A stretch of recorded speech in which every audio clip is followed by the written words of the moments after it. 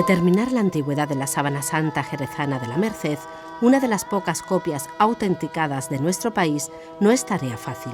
Según los historiadores, se sabe que como mínimo estaríamos hablando del año 1682. Como mínimo, 1682 es la antigüedad, pero claro, hay otros elementos que nos incitan, nos inducen a pensar que esta copia es mucho más antigua. Porque esta copia se podría haber realizado en la ciudad francesa de Chambéry, donde estuvo la sábana santa original, aunque otros historiadores apuntan a una mayor antigüedad, concretamente entre 1506 y 1532, coincidiendo con el permiso que dio el Papa Julio II para hacer copias del Santo Sudario en 1506. Es seguro 1682, 1686 el testamento, pero podemos pensar, ¿por qué no?, que esta copia se hiciera muchísimo antes y que viniera o no entre esas reliquias que trae el padre Inestrosa. Es cierto que esta copia es más antigua. Pero ¿cómo llega este ejemplar a la Basílica Jerezana de la Merced? A finales del 18, el historiador Bartolomé Gutiérrez subraya que el destino de esta copia de la sábana santa era las Indias. Se había traído por orden de un obispo para ir a Indias. Por tanto, no se relacionaba entre las reliquias propias del convento. Puede que Bartolomé Gutiérrez tuviera más datos que los que nosotros tenemos hoy. De este obispo no sabemos nada, ni sabemos que ese viaje no se hiciera porque, como dice Bartolomé Gutiérrez, este obispo muere aquí y por tanto se queda la reliquia en el convento. No tenemos certeza. Esta copia fue autenticada en su momento por el custodio Girolamo Nasi. Así reza en una de sus esquinas en escritura italiana. Es el sello de calidad que bajo el pontificado de Julio II se otorgaba a las réplicas que habían sido tocadas con la original. Girolamo Nasi, custodio del Santo Sudario, da fe haber sido tocada con el original, 1682. Y precisamente en esta esquina de la síndone jerezana existe una singularidad que llamó la atención de los investigadores. Sin que sepamos muy bien por qué, hay un trocito de otro tejido que está cosido encima. Claro, nosotros pensamos en un momento que pudiera ser un trozo del Santo Sudario auténtico. Pero esto último no se ha podido determinar con una exactitud científica. Pudiera ser como un testigo de que ha sido firmada por el custodio. No tiene por qué ser del Santo Sudario, lo que también implicaría que, bueno, que habida cuenta de que podemos hablar, yo creo que en el mundo sobre unas 50 se han contabilizado, pues eso quitaría una sensible cantidad de lienzo auténtico, pero sí podría ser sencillamente, como insisto, un trozo de tela que certificara que la auténtica es realmente auténtica. Lo cierto es que en Jerez esta sábana santa era expuesta a los fieles en momentos determinados y muy puntuales del año.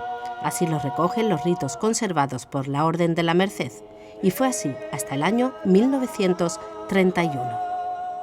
Los fieles venían al templo no solo para venerar la copia, sino para traer objetos y tocarlos con la propia copia, que a su vez estaba tocada con el Santo Sudario. Por tanto, esos objetos que ellos traían y que nos consta que era así, por los documentos, estaban también de alguna forma santificados y se lo llevaban a su casa.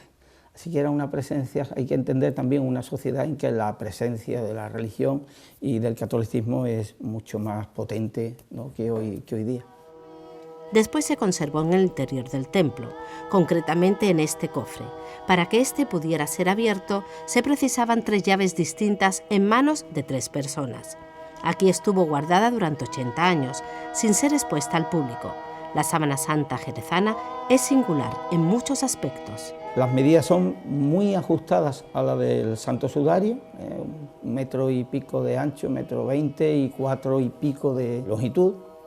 Insisto, con la característica de que está autenticada en uno de los extremos. Un extremo, eso es fundamental para la copia nuestra y lo que le da ciertamente validez. Esta copia es un dibujo, lógicamente, pero curiosamente tiene una especie de pasta encima del dibujo, no sabemos por qué. Quizás porque se pensara ya desde el primer momento que el roce o el hecho de tocarla con tantos objetos pudiera deteriorarla.